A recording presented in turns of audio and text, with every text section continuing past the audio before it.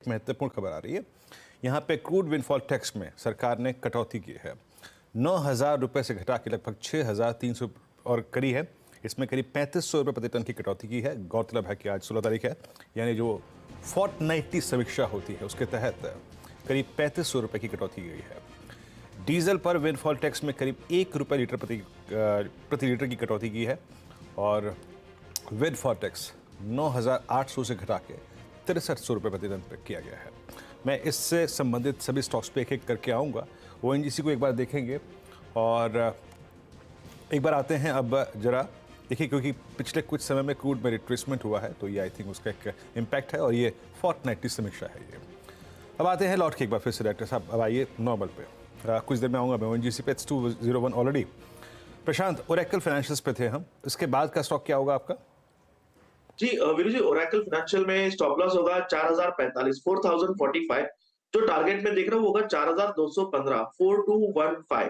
और जो last pick मेरी होगी वो होगा क्रॉम्पटन। अगर हम क्रॉम्पटन को देखें तो इसकी जो एक बेस थी, सपोर्ट था 280, यहाँ से एक स्ट्रॉन्ग बेस बना के बाउंस हुआ है और बिल्कुल 20 दिनों के एवरेज के ऊपर जो पैटर्न हमने डॉक्टर रेड्डीज लैब में देखा वही पैटर्न यहाँ नजर आ रहा है। मुझे लग रहा है यहाँ से ये पिकअप हो सकता है।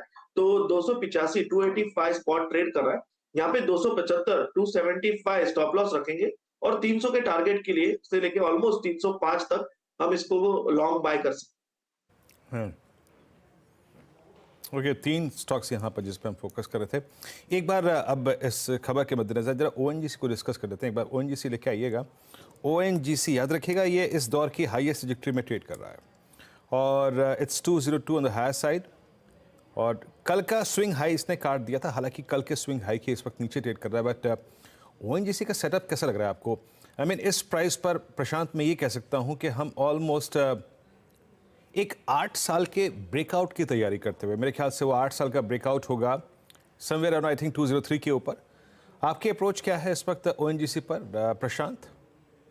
जी वीरू जी, यहाँ पे अगर हम देखें तो बिल्कुल ओवरऑल स्ट्रेंथ दिख रही है।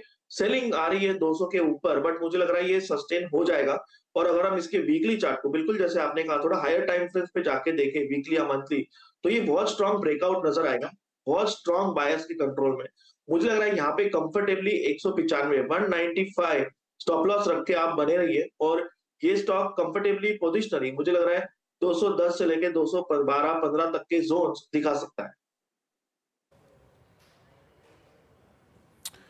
ओके, ओएनजीसी पे आपका टेक। अब एक ब्रेक का वक्त है और जब ब्रेक से लौटेंगे तो बात थोड़ी सी स्कैनिंग और करेंगे और कुछ स्टॉक ऑप्शन, आज का सस्ता ऑप्शन ट्रेड लेकर आएंगे थोड़े से ब्रेक के उस छोर पर।